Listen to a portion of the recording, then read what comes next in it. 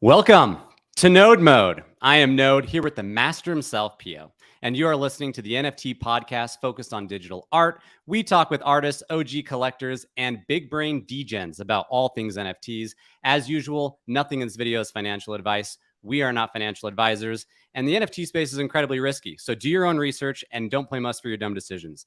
Please hit the like button, smash that subscribe button, and share your friends. Today is the day we get to sit at the feet of a man who has amassed over 5 million views on YouTube, created the greatest NFT movie of all time, has an incredibly sexy accent, was the president of the ice hockey club at the University of Oxford, former creative director of Harmony, a blockchain which saw its TVL rise and fall faster than a Solana PFP mint.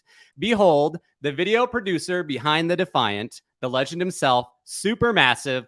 Welcome to the show. Where's this guy? This was such a great build-up. I'm wondering where he is. Like, you let me know when he turns up, won't you? Your accent itself is still sexy, man. Just absolutely beautiful. How's it going? It's going good. How's it going with you good selves? Oh, excellent, excellent. I feel like we got to start with the ice hockey club. Please tell us about this, how it came to be. Oh, well, that's a good story because like English people are not really known for playing ice hockey, right? Yeah, yeah. So my university had this weird thing where they would like, we would get drunk a lot and then we would rent out the ice at like 2 a.m. when it's super cheap and then just go and play non-contact ice hockey. So you turn up and you don't have to put on all the kit and everything else, and the puck has to stay on the ice. And we called it alternatives, but that basically, it got really popular. I have no idea why. I think it's basically because when people came home from the pub, they were like, what can we do now? And like, I don't know, hang out with girls or play poker. No, let's go and play ice hockey. so that's what we did. And then I became president of that club because I just loved it. I absolutely loved it. And I actually just started playing ice hockey again. And I suck so bad. It's kind of beautiful. I was like, I remember, stick handling. I suck. But I'm loving it. It's good stuff. I love that. I mean, not very many people can say they were the president of the ice hockey club at Oxford. I mean, do you just kind of wander around the street and say, look at these poor souls. Their IQ levels are just not up to par, and nor do they know how to play hockey. Like, are you like a 1 in a billion kind of guy? How many presidents of the ice hockey club are there?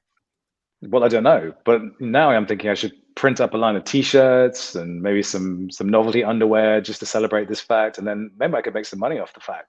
That'd be great. No, I mean, I don't tend to mention that very much. The thing is, like, if you make films and you're in that line of work, where you went to university doesn't matter one bit. It really doesn't. Like, if you went to NYU for filmmaking, if anything, that might take away from it, though. You know, like going to film school is not an indicator at all, and the people that are doing the best work there are like people that taught themselves. You know.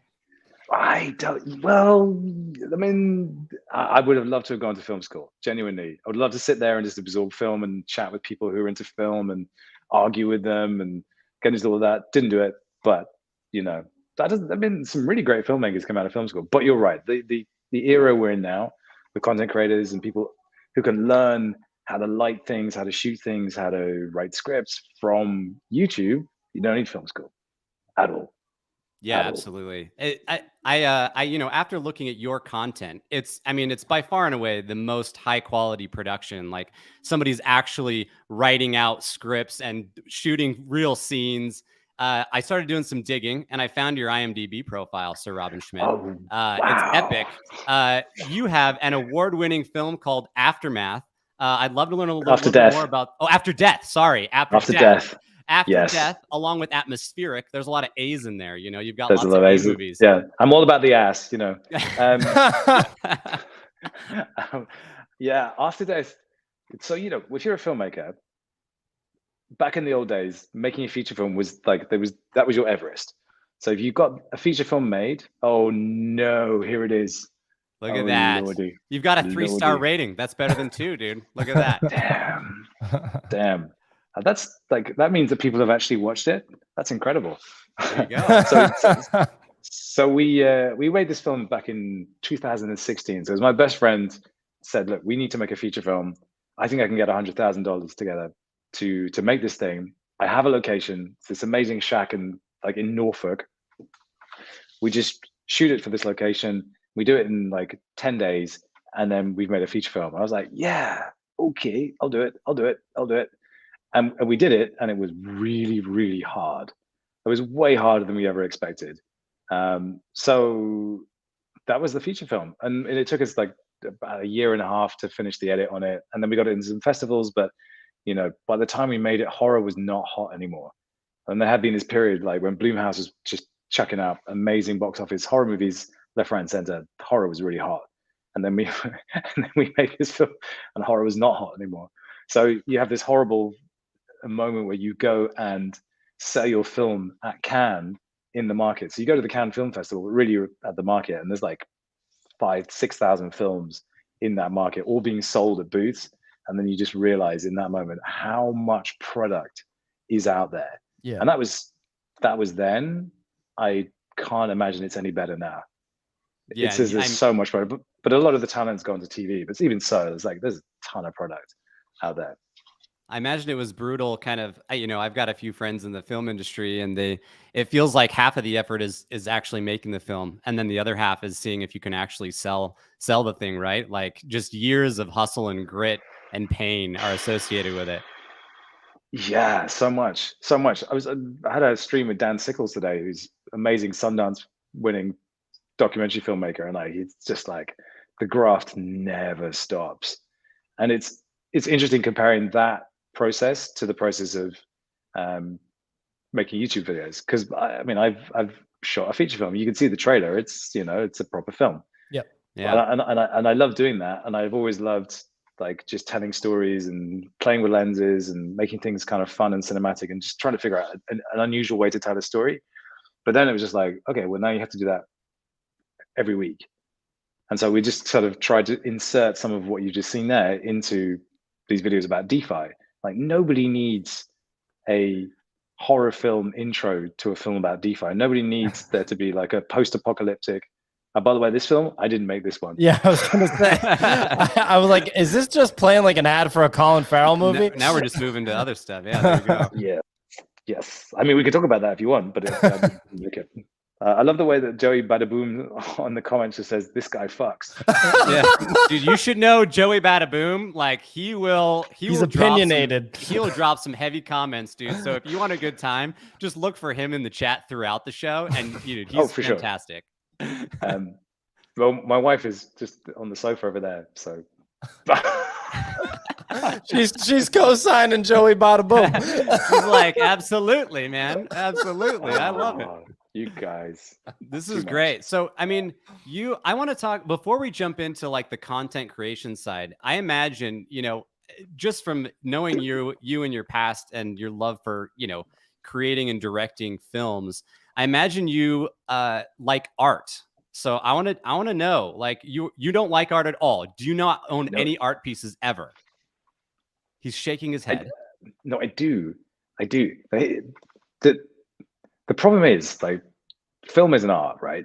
And it encompasses quite a few different art forms. So like production design, the wardrobe department, the photography of the film itself, editing, sound design, these are all art forms.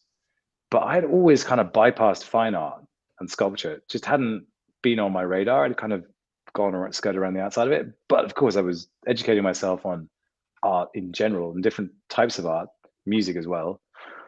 And it was only really kind of when I started properly investigating NFTs that I got into art. Yeah, same. And that was like summer 2020. So I'd always been around art. My wife's a dancer as well, so I'd appreciated that side of things. Her parents are art teachers, and it's around, and it's around me. But like really the appreciation for more things like generative art, that was totally not on my radar. So art has been a relatively late thing for me. Even though I kind of done a lot of work for Sotheby's, going and filming artworks like Warhol's, Rothko's in situ before they went onto auction, and like you're standing this far away, and if the tripod falls over, that's $1 million. You're screwed. You're screwed. So definitely had an appreciation for it, and even like I live in the Netherlands, and of course we have the Dutch masters in prominence here, and you go and see those paintings up close, you just go, how did these guys do that? this is insane. This is insane. And then suddenly you appreciate just how crafty they actually were. So art was really kind of, for me, in terms of collecting and really being on it, quite a late thing, generally.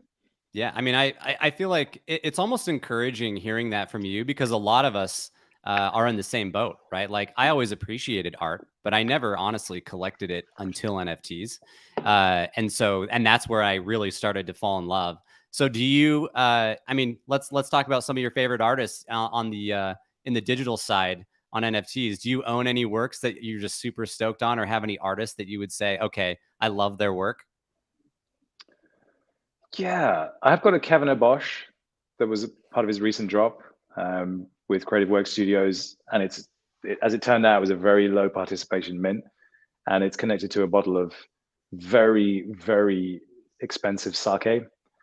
Nice. I kind of like those ones. Yeah, where you get a little physical bonus there. Yeah, exactly. But I've tended to fall more into the kind of PFP side of things. That's actually not the one. It's the more recent one. I forget the name of it, but yeah. So that I'm really enjoying. I loved the Currency by Damien Hirst. I actually got 2 physicals of that, which we need to put up in my house. Nice. Really liked that one. I mean, Tyler Hobbs doing great work. Trevor Jones is, but man, I've got a Trevor Jones original Ice Cube that he gave me after I made a film with him up in the office, which he gave it to me personally, and he's such a good guy. I really love Trevor to bits. That is so cool. But yeah, I mean, I generally a bit of a Philistine, but I like the PFPs. Like me a bit of PFP. That is so interesting. I totally would have guessed you would have been the opposite. But okay, that was going to be my next question. Is no, I tell you what it is. I just can't afford the stuff that I like right in the fine art space. Well, yeah, that's the challenge, right? It's like, oh yeah, I'd love to pick up some of these one of one X copies, right? But it's like, well, that's officially whales only. I know. Do you see that Punk went for 3,300 ETH? Yes. Like, what? Yeah. What's that all about? Yeah, I'm so curious. Who bought that? I was asking that on the show this morning, and NFT Nick said it was him, of course. And that's and then we figured out that the sale of that was worth more than all the money on the balance sheet of the company that they run. So it's definitely not Nick. But I'm so curious if the institutions are actually coming when it comes to that, and some of these big purchases that have happened as of late. But okay, so digital art versus PFPs. That was going to be my question to you. Like, so you're a PFP guy. Let's talk about your favorite ones then. Like, which ones do you own? Which communities are your favorites? Okay, so I have to give a shout out to Cyber Brokers, Josie Bellini. I think Josie's just one of my favorite people in the space, and I did the podcast for Cyber Brokers, so I read the law in my voice. Voice acting. I just get it down here. It always ends up sounding like Carl Urban from The Boys. Oh, what are you doing? What are you doing over there, Sharpie? Frenchie. So yeah, Cyber Brokers are awesome. It's fully on chain. I love the art. I love Josie, and I love the community. Really, just the best. I've heard a lot of good things about Cyber Brokers. Like, what's the aside from just the community's great, the art's great. Like, what's the angle here to this collection? Because I've never honestly taken the time, but I've heard from multiple people, hey, this is a great collection. Well, I think it's partly the team that kind of formed around it to build the storytelling and IP side of it was like amongst the best people you could have asked for in the space. Actually, a team that have formerly worked at Aku, which is another project I love, Akutaz. Oh, don't need to tell Pio that. Man, it's been like, I feel like you haven't, dude, Pio used to talk about Aku about like 10 times a day, and it's been a little quiet recently, dude. Because everyone says I'm biased, and I can't stand that. Sorry, go ahead. Is Pio a moon god then? Of course. Come on now. If you know, you know. So what's the deal with Cyberbrokers? Well, lots of innovative, weird things that they do. It's kind of combination of cyberpunk storytelling. The lore is really good. The NFTs, when they drop, the different pieces of it are really good, but it's the quests as well. The monthly quests are really well designed. Unfortunately, the people who solve them way too quickly. But the way they're building it out it's really solid and robust, and it feels like it can weather any storm that the market might throw at it, which is great. Plus, like, just, I mean, the art's so cool. It's really distinctive. There isn't anything else that looks like it. And in that sense, I kind of have to kind of say a shout out to Doodles as well, because Doodles artwork is also just, it's so distinctive. And I remember Beanie saying, "Who buys this shit? This is garbage. No one's going to be interested in this." And like, unlike most of the other times, Beanie in this case was actually wrong. Who knew? Beanie could be wrong. I just couldn't believe it. Beanie, he was right about everything, but not this one. So I love Doodles. They're just kind of quirky, so distinctive. And even though they got copied senseless, there is only one Doodles. And then I have a soft spot for Pudgy Penguins, actually. Weirdly. Your CT set is showing there. Yeah. Because I've had a chance to speak to Luca, who rescued them on a number of different occasions, and he's got such a beautiful vision for what he wants it to be. And there isn't any other project that's really kind of pushing towards kids and making something that's specifically for kids. Everything is so adult and Larry in the NFT space that it's kind of refreshing to see something that isn't that. So I really love where they're going with it. And you know, my kids love them as well. Yeah, that's awesome. There's plenty more, but I think those are the ones that top of my head jump out. Like the Subducks community, I've been in since the beginning, and they're just bananas. So I have a soft spot for them. Yes, Subducks is kind of like where the Nifty, you know, I feel like we're always going head to head in terms of the floor price with Subducks, dude. We're like always very close. And I've always loved the art with this collection. I just never took the time to dive in fully. There's too many, right? Yeah, there are. Yeah, there are way too many. There's too many. Yeah. That's awesome. Okay, so what do you feel about the future of PFPs? Like, have we passed the heyday, or is there a future there in terms of, are we going to see just another explosion, or is everybody still sick of these things? It depends, right? It depends if you were buying them to flip them, or you actually gave a shit about the community you were in. Because I think there's some really fun and weird community experiments that have sprung up, but as with so many things, once the tide turns a little bit and the enthusiasm goes away, I think a lot of developers just give up. A lot of teams just give up. Yep. So seeing who sticks around and actually decides to persevere with the journey and raise enough money. So like a team like Fluffs, like they're building out such a massive ecosystem of different properties and different things. And I definitely have to give them a mention, because again, I speak to that team, not a lot, but reasonably regularly, and they're just doing such a weird and different thing. The Futureverse, their version of the metaverse, it's just got so much depth to it. But the Fluffs is like, there's Fluffs, there's Party Bears, there's Honeys, there's Bees, sorry, then there's like weapons that are made by Weta Workshop that did all the, you know, the visual effects for the Lord of the Rings. It's just, there's just so much stuff. And once they all kind of link together, I think it's going to be really fun. But yeah, it's I think there's a lot more room to grow for PFPs. They're just going to be a different thing. And I tell you what, though, if people have held on to these things through 3 years of a bear market and come out the other side and they still have them, they're going to be exponentially more attached to them than they would have been during the bull market. And I think you're going to see some more flexing from teams that did that and continue to execute. Just because I think there's so much more you can do with them. They can represent so much more. And the NFT itself is a format where you can do so many different things with it. So I don't think PFPs are played out by any stretch. I don't think NFTs are by any means played out. There's a lot more juice in the tank. Totally agree. But it will require like teams to be a lot more mindful about what they do. Like, don't just add a shitcoin, because I mean, it's my personal belief that the moment you add a shitcoin, you're kind of dead. Probably. Yeah. The fluffs I've never given them their due credit because these bunnies just creep me out. Yeah, They're and well that's made always though. the Look challenge. at the way they move. They move in a really like crazy way. Really creepy way. that's Yeah, that's absolutely. most people. Yeah, that's most people's first reaction, and it's like, yeah, I get it. But actually, you do your homework on them, and like, there's a lot going on there, and it's some. I mean, I can't guarantee any project success, but I like the hustle with these guys a lot.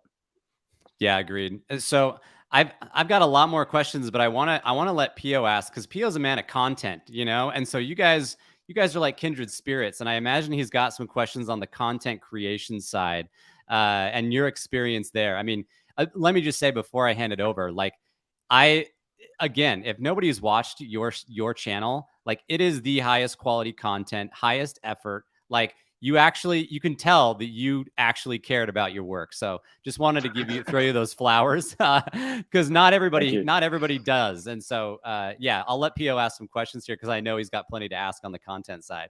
Yeah, I guess I'd be curious right off the bat how you think that quote unquote like Web3 content evolves over time. Like this channel that you're on right now, this as of now is like an NFT channel. Occasionally there'll be some crypto discussion. But if you're a believer in NFTs, then I think a fundamental part of that belief is that quote unquote NFTs like blockchain is just a technology layer that will end up disrupting, every vertical eventually, just like the internet did. So I guess over time, like what does like NFT content look like? Does it get really segmented and it's like, collectibles flipping versus fine art, or does it stay the way it is right now where it's like all encompassing? I'd love to know if you've thought at all about the future of like Web3 and NFT specific content. Yeah, all the time, because as you rightly say, the NFT is like a file format in a sense. It's kind of this open wrapper for putting stuff in, and it can represent all manner of different things. I had a really interesting chat with Justin Bandon from Boson Protocol today, and they were talking about how they were disrupting commerce. And instead of it being, all shopping going through Amazon, it's using NFTs. So you have an NFT that a buyer buys an item and it gets represented as an NFT, and then it can be redeemed for a physical item at a certain point, or you can just continue to sell that NFT. And it sounds really easy and simple for us, but like executing that as a smart contract on Ethereum was pretty expensive. But doing it on Polygon now, they've got it down to like $1 or a couple of bucks. And so you've got this idea of everything that was like Amazon or Alibaba in terms of like retail services can be NFTs and probably will be NFTs. That's pretty wild. That's like everything. It's these AirPods, it's this Dopper, it's the computer I'm doing this on. That will all be floating around as NFTs. That's insane. That's insane. So that's one part. And then if you think back to where Amazon was, it started off as a bookshop, and then they added DVDs, and then they added dog food, and they slowly had these niches and added more verticals. But what was always interesting about that, and eBay as well, it was very easy to find those verticals. You go on OpenSea, you can't find those verticals. And people, I think, were thinking that maybe different marketplaces would spring up to cater for different verticals. It hasn't really happened. But I suspect either that will happen, or we'll have one kind of mega marketplace where all those verticals are in, but they'll be community owned in some way. That's kind of fun. But then in terms of content creation, well, the first thing you think of is, where's the big bad guy? And it's the platforms in most people's eyes. It's Facebook is bad, YouTube is bad, Twitch is bad. And Twitch this week has proven themselves to be quite bad, yes. But in the past, there was the apocalypse on YouTube.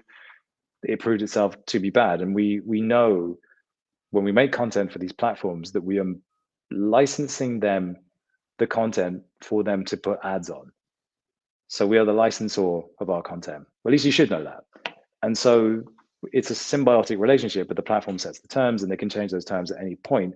So that fundamentally should be something that Web3 should be looking to disrupt. But I mean, get real.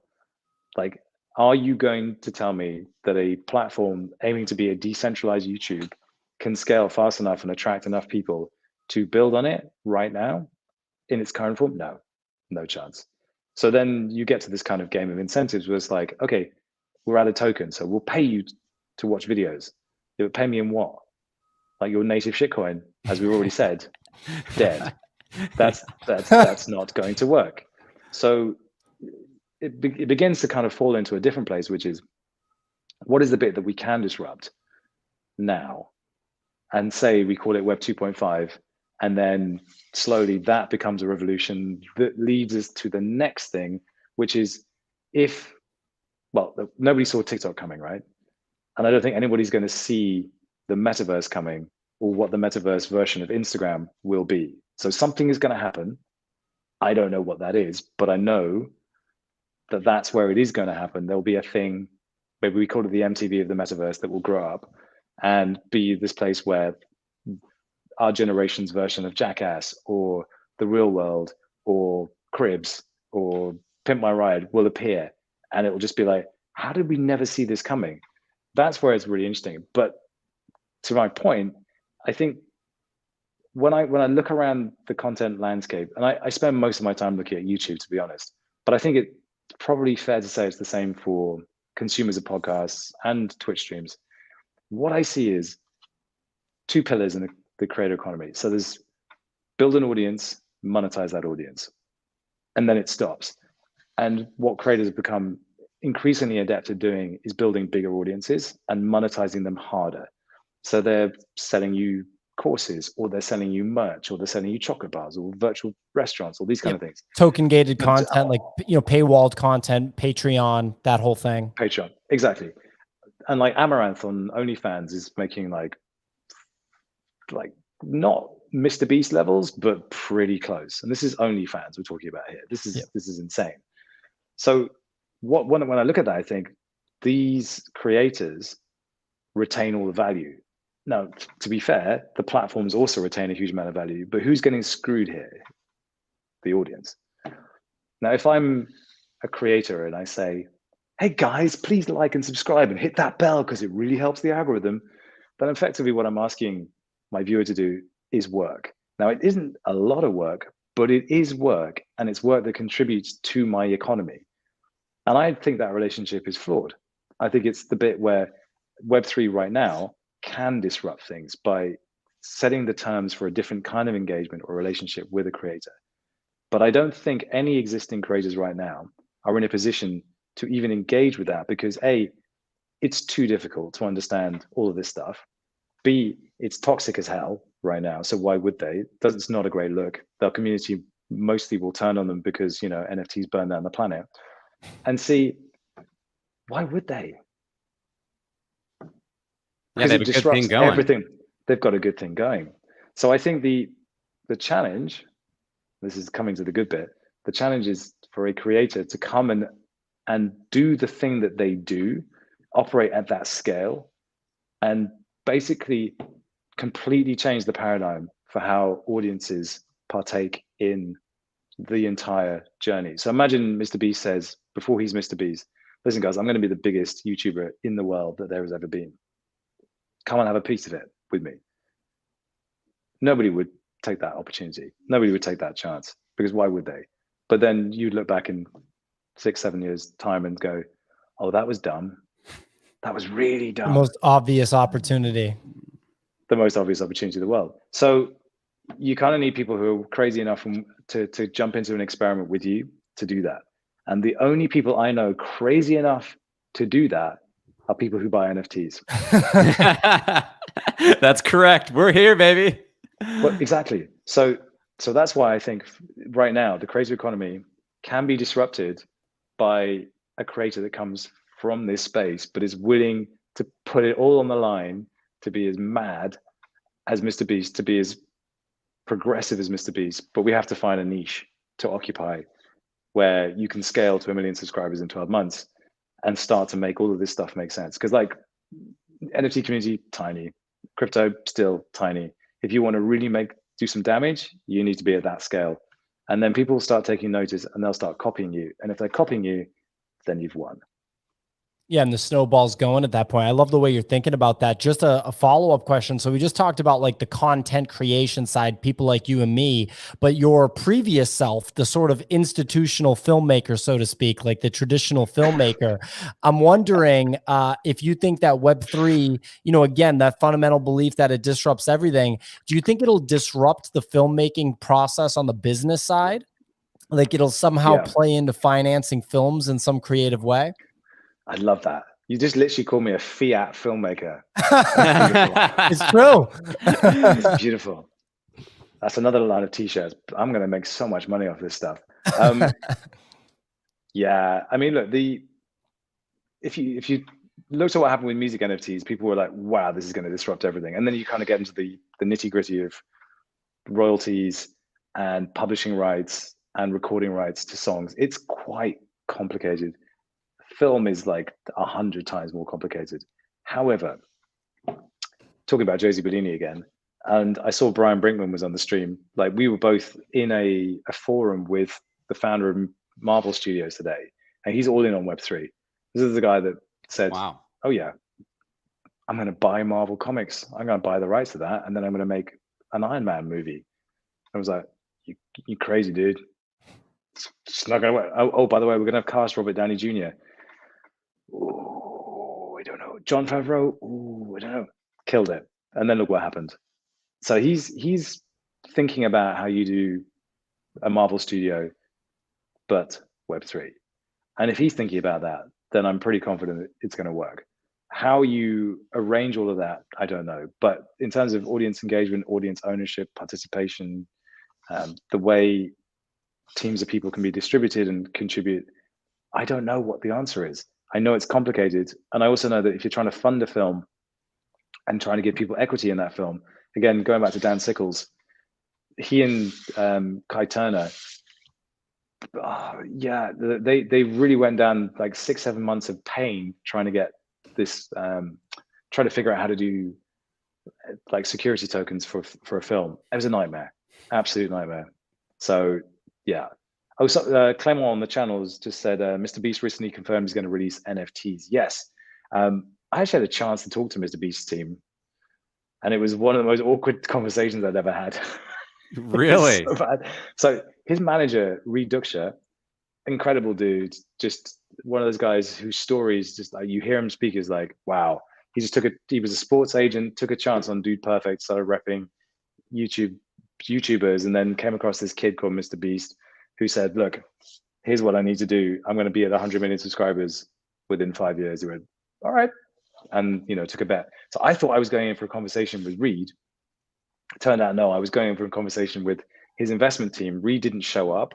So I won this really awkward call with his investment team. And they were like, tell us about your project. I was like, well, I'm going to be doing this, this, and this. And they went, yeah, we don't invest in projects. I was like, oh, because I would have loved to get my thinking about Web3 in front of Mr. Beast. But like, if Mr. Beast's doing NFTs, great. But for me, it's just like, oh yeah, it's just more merch. Like, I don't think that's really using NFTs or PFPs as the way I see that they can be used to do something different. It's a piece of merch, just digital. You know, well, it's the same thing as a hat. It's just digital. It's not going to fully leverage the technology and the potential.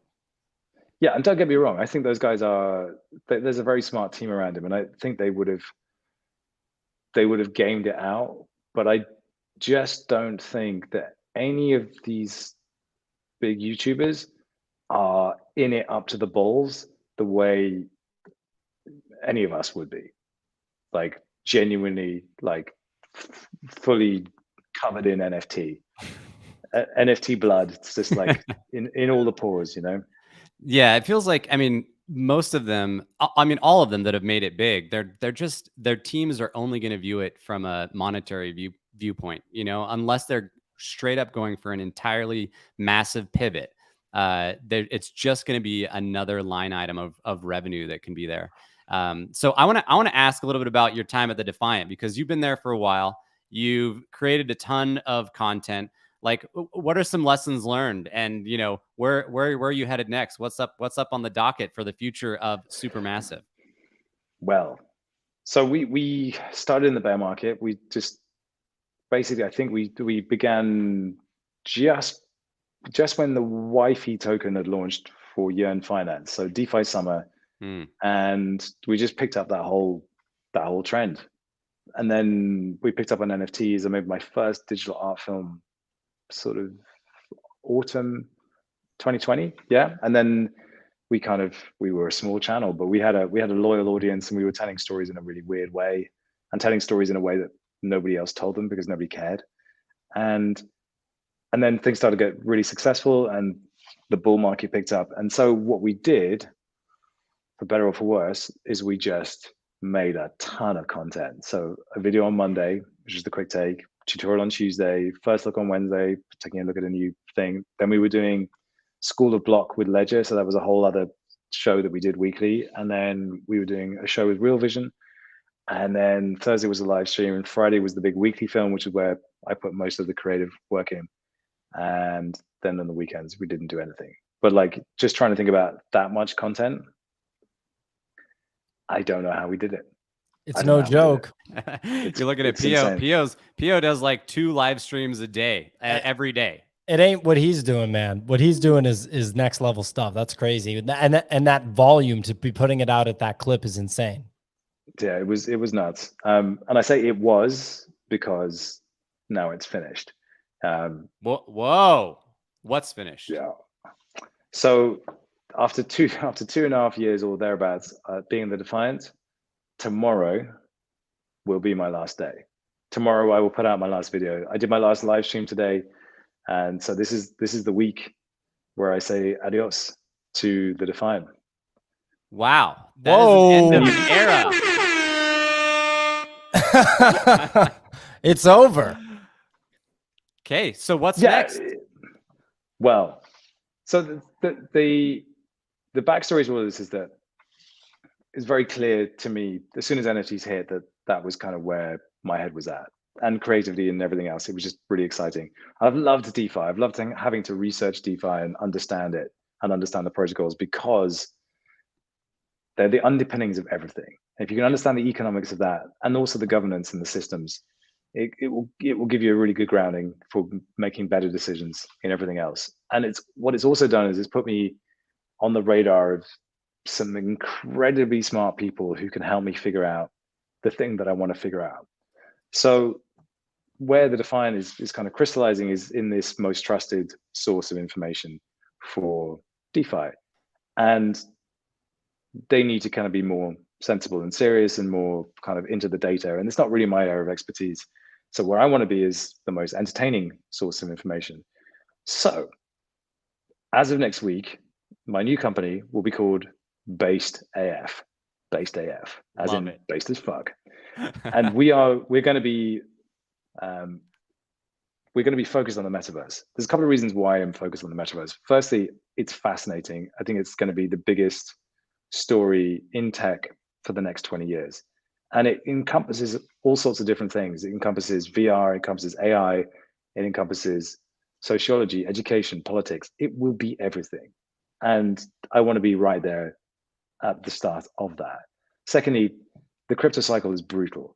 Like, if you're trying to create content and build audiences, and then every like 18 months, everything just gets burnt to the ground, it's really hard to build a business that way. And the kind of things that we want to do, they need to be a bit more stable. Tech in general is quite stable when it comes to YouTube and when it comes to content creation. So it's a better place for us to be. And if we need to, we can pivot to sort of slightly different things. The other reason that I'm really want to be in the metaverse is because we have a built-in supervillain, who is Mark Zuckerberg. Yeah. So we always have something that the media will talk about, and the media will inevitably be critical of, because they're critical of Zuckerberg's history, not his future, which is fascinating for me, because when I listen to him talk about the metaverse and I think about it in terms of my own view on the metaverse, I'm fairly well aligned with him. I'm not necessarily aligned with how he's gone about everything up to this point, but where he's trying to go is really interesting. So it also happens that I love VR, for instance, and I love playing games in VR. And that is such a fast moving, fast growing industry that's still kind of niche, that from a content creator perspective, if you're looking to move into an area where there's not a lot of content being made, but there's also huge value attached to it from an advertiser perspective, from a brand integration perspective, it's pretty good. So all of those things line up for Based to make videos about that. What we're actually going to do, though, is be way more like Mr. Beast. So all the stuff that people loved about the videos we made, which was like the first 60 seconds or the first 90 seconds, that's everything. And we're going to be doing probably a video every 2 weeks, which is just batshit. Like, you won't believe you won't believe what we're coming up with. But it will be metaverse focused. And our like my thesis on the metaverse is that it should be fundamentally human, social, and physical. And all of those things are not words that you normally associate with the metaverse, but like maybe social. But the other bits, for me, that's really important. So not just, oh, it's all in VR, but there's a physical human being, and there's a physical effect to the things that you're doing. And then the human side of it, it's like, it's not just a cartoon avatar you can't have a conversation with or relate with. There's a human being. And there's so many different ways to attack that problem. But what we challenged ourselves to do is build a stonking big audience really fast in order to do the things that we wanted to do in terms of changing the audience relationship through Web3. Because like I said, this doesn't work unless you scale up fast. And there's only one way to scale up fast, is pick a niche.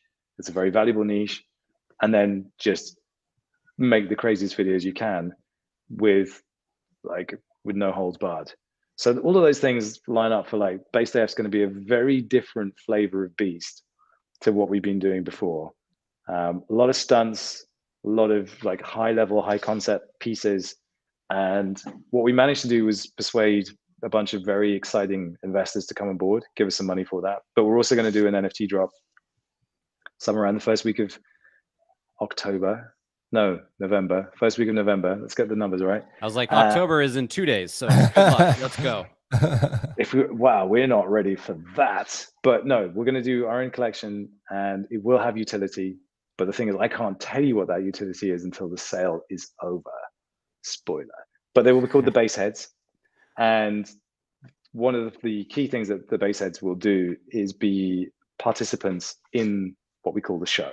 So if you're going to do stuff in the metaverse, and a lot of cool stuff happens in the metaverse, nobody shows up. So the first problem we have to solve is we have to make it so that people show up. So our Base Heads will be our inbuilt audience. That'll also be like a viral engine, because we're thinking about what is really required to make something viral. You need basically like the first 4 hours after a video is published, like a lot of people to watch a video through to the end and like and comment and these kind of things. So if we're asking our community to do some work for us and we'll give them something back for it, we need it to be a very low lift. So you could watch a video, watch it all the way to the end, but you don't even have to be in the room. Can they do that? Well, yes, if they're incentivized the right way. And we've got all sorts of interesting things we want to do in terms of rehabilitating the way we think about NFT performance metrics. So if I tell you, if I ask you what is the performance metric by which you judge your NFT, the answer is obviously money, floor price. Floor price. Yeah. So how do you shift the conversation from a performance metric of floor price to something else without it pissing people off? And that's a really important question, because floor price kills everything. So how do you make floor price still important, but without it being the prime performance metric? And that's one of the things that being a YouTube channel, particularly one that's designed to scale fast and compete with like top creators, that's the luxury that you have, and you can invoke that. I'm not going to tell you how. You have to stay tuned for that. But that's kind of how we're thinking. Yeah. I love it. So if I'm getting this right, so Based AF, you're going to be like a metaverse content company disguised as a tech focused content creation company. Like to the lay person, they're going to think that doesn't know anything about NFTs and stuff. They're going to say, oh, this is an interesting tech channel that talks about the future. But yes, you're really trying to sucker us all into the metaverse, which I love. I love that. Yeah, basically, because I find the metaverse fascinating, and I think it's got so many interesting things to offer. And there's also just so many companies spending a buttload of money on it, and the content around the metaverse is almost non-existent.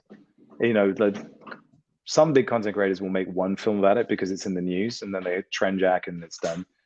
There's a few high-level podcasts, but it's the same show every time, which is, oh my God, look how many users Roblox has. This is incredible. Adobe's investing in the metaverse, universal file formats. So it's a $20 trillion opportunity. Or you get the, hey guys, buy this land. It's going to go up 1,000x, and you're going to make tons of money. I promise you, fam. I've seen it on the internet. So, like, what's in between? What else is there? So we just said, how can we make the metaverse really entertaining, and then slowly kind of tease in some other stuff. And then, like, one of the key things that we did this last year was we invested in an optical motion capture studio, which is nuts. I don't know what that means. Well, remember the film Avatar, right? Blue Yes. Aliens. They're re-releasing it right now, by the way. It's like, but they're going to re-release it 5 later. times. Yeah, they're going to do it 5 times. Oh, by the way, if you the funniest SNL short you'll ever see is it's Ryan Gosling getting mad at the You've font? seen Papyrus. Yeah, Papyrus. Yeah, so good, dude. It's so the best. Yeah. Oh, look, Duarchi.c has said basedaf.eth is registered till 2029. Yeah, good spot, mate. Good spot. Did you try and steal it? Was that you that registered it? Did you register it? Guilty as charged. Dude, fantastic work, man. People love squatting on that shit. People email me all the time, ENS things that they think I'm going to want. I'm like, I don't want that stupid thing. Stop DMing me a screenshot of that. So someone was trying to squat on it right there. No, I think we got based -AF because we we looked at based AF and you look at it and you go based DAF. Based DAF. We have a hyphen. Yeah. We have a hyphen, so it's based AF. But yeah, nice. So anyway, the optical motion capture studio, it's basically, you've seen people on like weird suits with ping pong balls on them. Yes. Like you know, puppeting characters. We got one of those. Oh, nice. Nice. Which is not a thing you do, but we did it anyway. Because of the ApeCoin airdrop, we could. I mean, what a year. Yeah, it's like I took my winnings from the Ape Lottery this year, and well, I had to explain that motion studio. I had to explain that to our bank. I was like, "Where did this money come from?" Well, sir, it started off with this ape, which I bought regularly here, and then this dog, and there's this mutant, and then wouldn't you know, they just gave me a lot of money. It's like, oh my god. So yeah, so that happened. Was this in London, by the way? It just makes it better if it was in England. You know, it just feels much more formal with the accent. It's just beautiful. Well, you can. I'll let you have that fantasy, but no, it was it was in Holland. Right. But yeah, it's there's a tech tuber called Marcus Brownlee, MKBHD, and he oh yeah, he invested in a robot. Yeah, he invested in a robot because he said there's a lot of tech channels that have the same hardware. We basically do the same review, and he said I can make my stuff look great, but none of them are going to have a robot because it's just too expensive and too difficult to copy. So our kind of version of a robot is the motion capture studio, because I mean, there's new things coming along where you can film and you can sort of basically get some mocap data out of video, and then there's Rococo suits and XN suits, but all of them have like they have a lot of cleanup you need to do. Whereas the system we've got, Vicon, it basically means we could stream from Unreal Engine with multiple people fighting, with props that we can track, with a virtual camera. We can do the whole thing. So we can do an entire show very, very quickly, which means we can be reactive. So we can have a story that we write in the morning and then basically put it out in the afternoon, and it can be pretty much perfect. And we're talking about like what looks like very expensive animation in 3D with perfect lighting in a turnaround that's like 5 hours. And that's the reason we've done it. Because basically when you think about scrolling through shorts and everything else, if you suddenly come across this weird character that's doing TikTok dances or everything else, I'm hoping that you'll stop. And if the content's good enough, it'll keep you coming back for more, because no one else will be able to do it like that. So, wow. Congratulations. That's amazing. Excited to see where it goes. And I definitely have full faith that your content will at least be entertaining at a minimum. So we've had you on the show for almost an hour here. Really appreciate the time. I want you to tell us two questions for you, two final questions. The first one is, we're all here just trudging in the bear market. What's the next year have in store? If I made you predict for all of us here, in terms of anything, in terms of, the next wave, are we just going to have to slog for another year? And then the final question is, what advice would you give to new people that are trying to come into the space and get started in any way? What would you tell them? Yeah, that's a tough question. Well, I think if you went through 2017, 18, 19, and 20, you'll know what a protracted bear market looks like. I think the only thing you can really do if you went through all of that and it sucked and you took a big hit, plan for the next one, because there will be a next one. Everything looks terrible. Yeah. Everything looked just as bad in 2018. The macro picture didn't look anywhere near as weird and as fucked up as it does now. But, markets are cyclical. They do turn around, they do recover. And this one will be no different. Like, I can't remember how many times during the last bull, like 2021, people saying this time it's different. But it was the same in 2017. People saying this time it's different. Yes, this time it's different. No, it's not. It's always the same. And if you know it's the same, then it's really easy to plan for it. So instead of saying to yourself, no, all the evidence that I can see is now going to be trumped by my blind faith in this thing, or you go, well, no, it did that last time. It did that last time. So I just need to sit tight and then I'm going to plan for this. Then life is pretty straightforward. So you can just kind of make contact with people, move slowly, or do what I did, which is raise money in a bear market, which sucked. No, it was fine. I was actually very lucky. I know other people who've been raising money and it was tough for them. I think I'm lucky enough that there's not many people in the space that are kind of doing the things that I'm doing. So I had a good time with that, and we made some good friends in the last year. But that was tough. And then anyone making their first steps in the space, what a great time to be coming in. Seriously, I mean, I look at anyone coming in now, going, "You lucky bastard! You've got so much time to plan. You've got so much time to make friends before everything starts to move and go crazy, and you've got so much time to just, plan your entry, buy over time. You've got probably 2 years to buy the bottom or buy the dip, which is amazing, absolutely amazing. So yeah, just enjoy that. Everything's crap. Be the contrarian and reap the rewards when they come back. But I mean, that's financial rewards. For me personally, like, Based AF will be a really fun experiment for those who want to come on the journey with us. And we'll be making content, but we'll also be doing some things specifically for the NFT community that we build around it, because our NFT community is our audience. And there's nothing, I mean, when I say that people are doing work for you, I consider that a job. And it's like, if people are really beat down in this space, how can I make that beat down less painful through the content that we make? So that's kind of the obsession I have at the moment.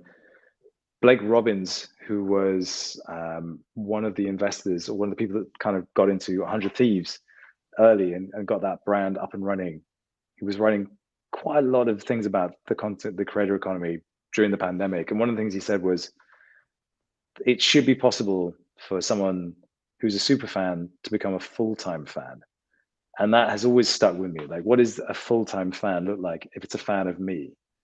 And so I think one of the things I never did at the Defiant was engage with our audience, ever. There was a couple of reasons why. Probably the most pertinent of them was I was terrified of getting into a position where I gave bad advice inadvertently, or people made a purchasing decision because of me. You should hop on the morning show sometime. We do it every day. It's fantastic. Yeah. I was working for a news organization that was supposed to be impartial. And like, if you've ever watched my stuff, you're like, I'm not impartial at all. Someone was writing a comment earlier, like, did I get rugged by Pac like everyone else? And like, I probably did more to support the narrative of Pac as a supreme artist than anyone. I made like 12 hours of content about him. No, you just don't get it. You don't get it. And it just turned out to be a rug. The art, it's still performance. The performance is still here. We're still in it, you guys. Yeah, we're still in it. Yeah. So yeah.